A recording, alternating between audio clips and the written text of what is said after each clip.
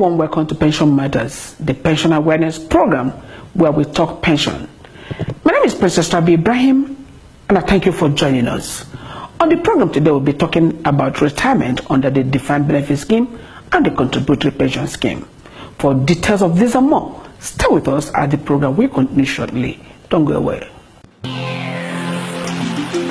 Do you know there is a new pension scheme in Nigeria?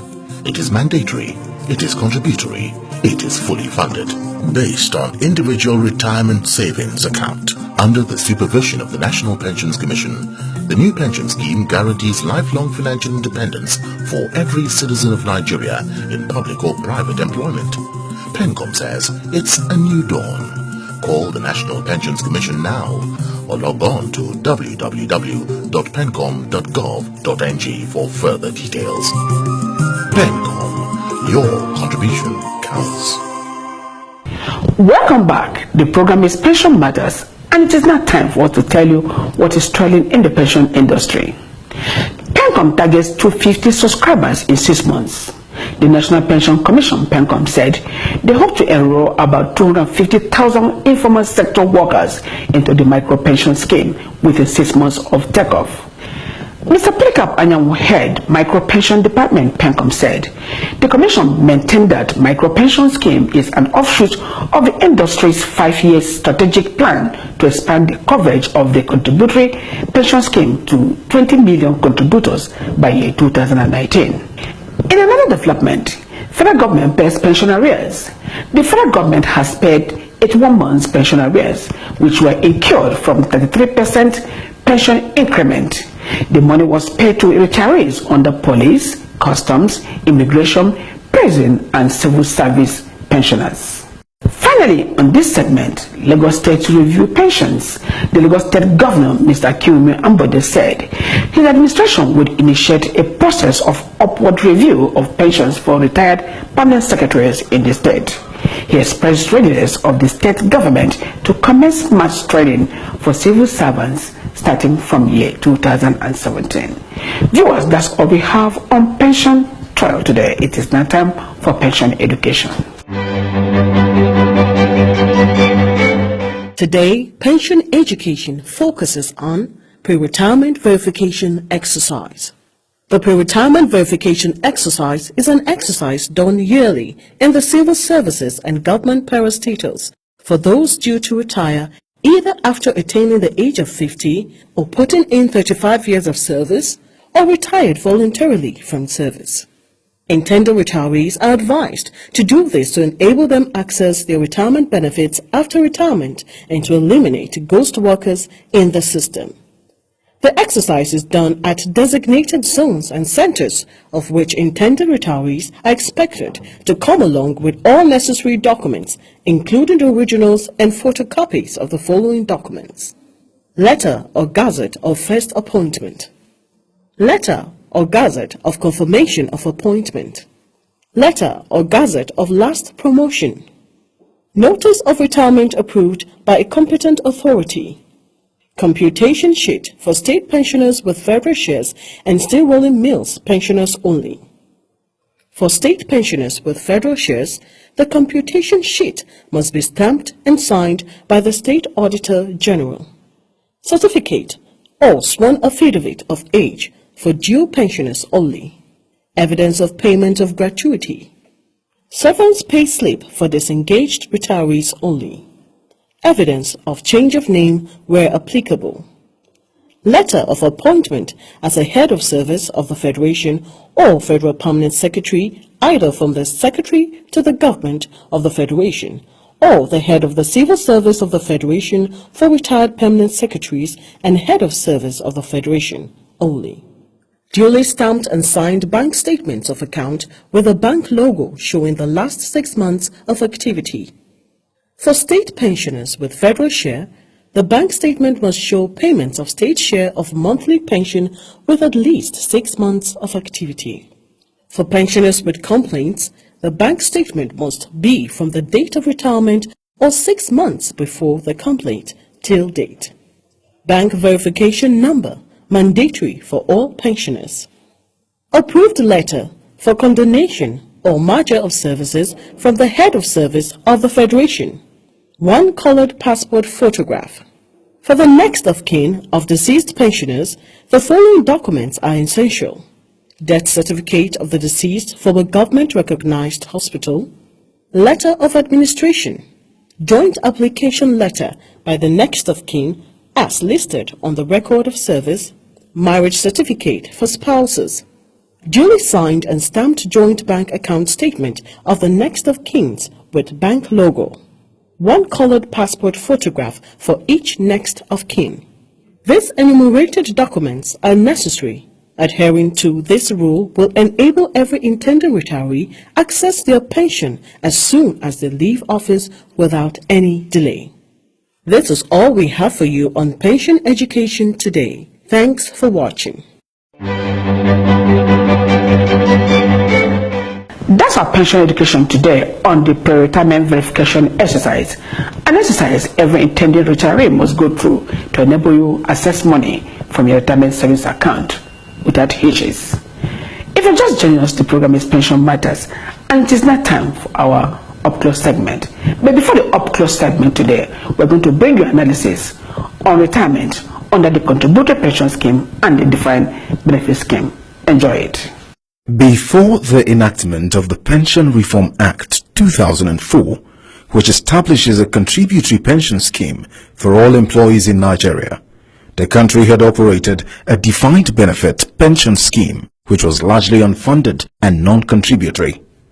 The scheme led to massive accumulation of pension debt and became unsustainable, largely due to a lack of adequate and timely budgetary provisions, as well as increases in salaries and pensions. The administration of the scheme was very weak, inefficient, less transparent and cumbersome, leading to bureaucracy and highly liable to corrupt practices. Due to lack of reliable records of pensioners, huge amount of resources on what became yearly verification exercises were expended, which did not result into the timely and efficient payment of pension. In the private sector, on the other hand, many employees were not covered by the pension schemes put in place by their employers, and many of these schemes were not funded. Besides, where the schemes were funded, the management of the pension funds was full of malpractices between the fund managers and the trustees of the pension funds. Those who retired under the defined benefit scheme had much to complain about its inefficiency. In 2002, pensions were being paid from Abuja Federal. I thought federal state. We were being paid all the way from Abuja to my local government area. It continued until 2002. We received the federal pension February 2002. Do you know that till today, that federal share of pension which we suffered for during our youth, because we thought more years in the federal, when federal government was in charge, when they relegated the responsibility to the state government. If I tell you my pension now, you will laugh, because my bulk of pension, I'm using myself as an example, not to talk of somebody who taught me in standard 6. My bulk of pension is more in the federal, not myself alone, all others like that. Here, right from 2002, nothing was coming from the federal till today. If it was coming at all, we have not seen a kobo.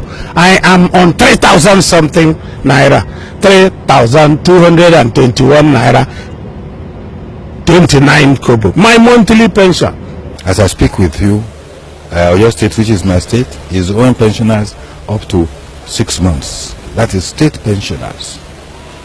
For pensioners who are retired primary school teachers, they are being owed between 35 to 46 months of pension. They have not been paid gratuity since 2008. In Osun State is also equally worse, because as I speak with you, Osun State has been paying half salary, half pension the last 2 years, and the half pension has even stopped since July this year. No gratuity to those that retired, particularly retired primary school teachers and others. The law says that every five years there should be pension increase along with serving officers. Either of them that comes first. To my greatest surprise, pensions increases of 2003, 2007 have not been implemented by so many governments.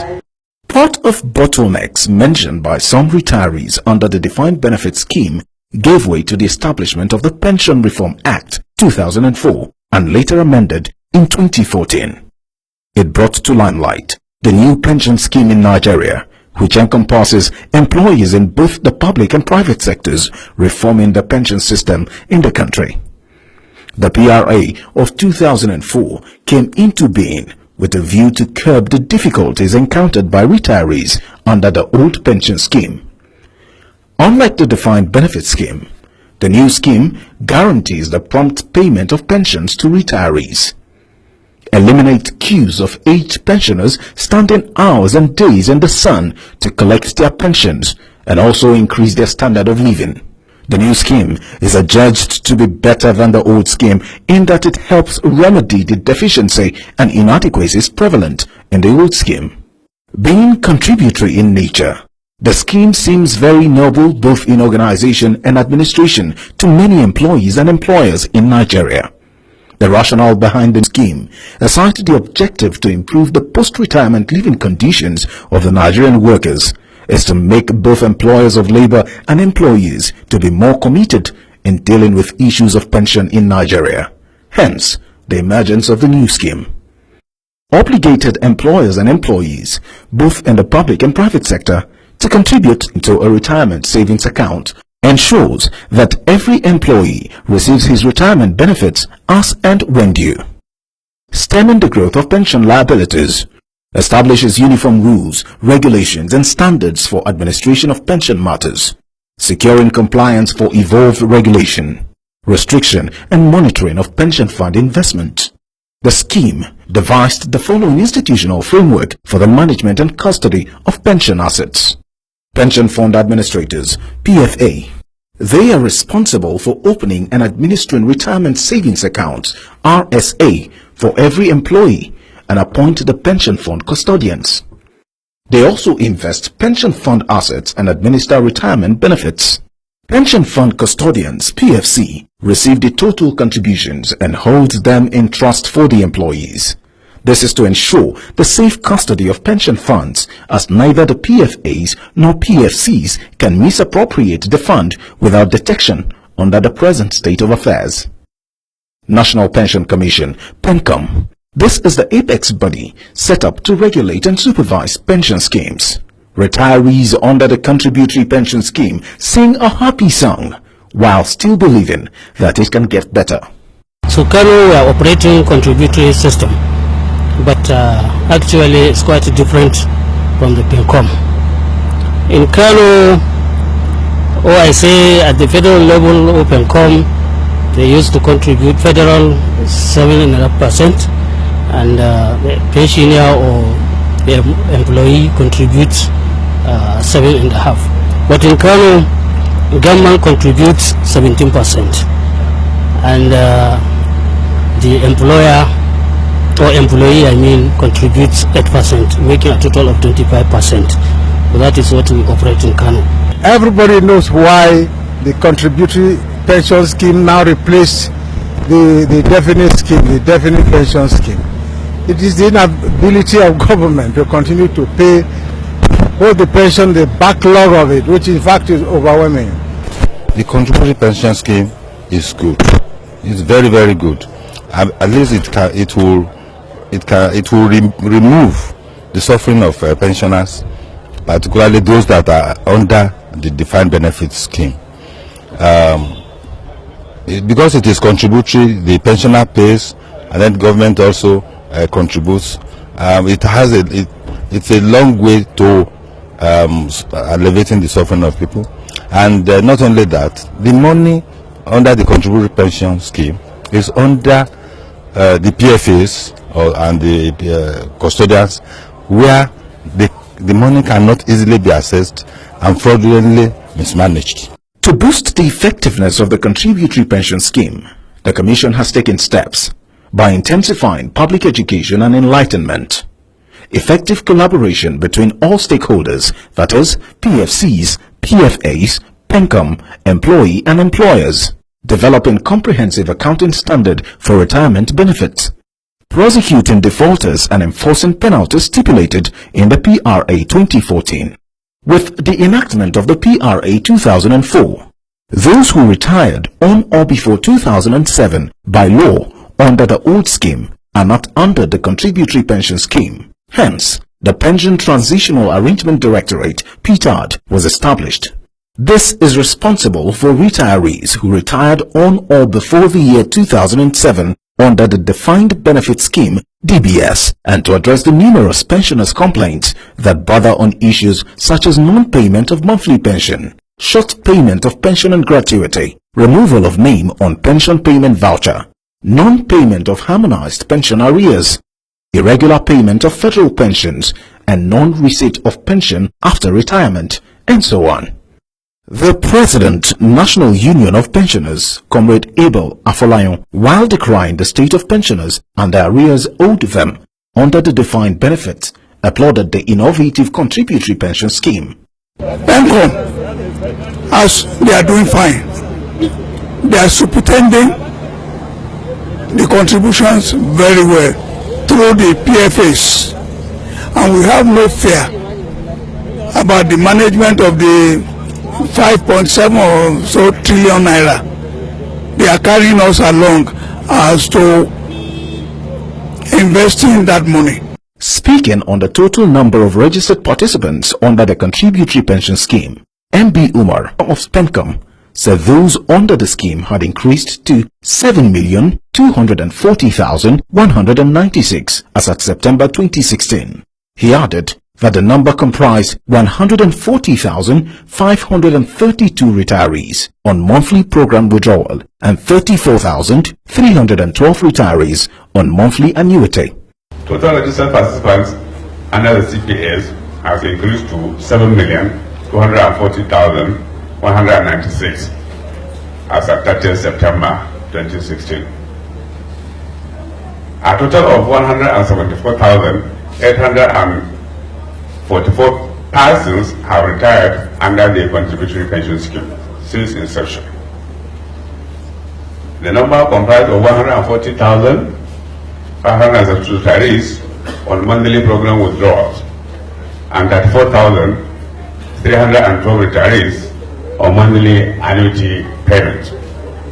Mr. Umar elaborated on the establishment of the contributory pension scheme and how the Commission intends to bring in the informal sector through the micro-pension. Now, in order to enhance the achievements of the contributory pension scheme, the Commission has also established the micro-pension department with the objective of increased pension coverage by promoting participation in the informal sector.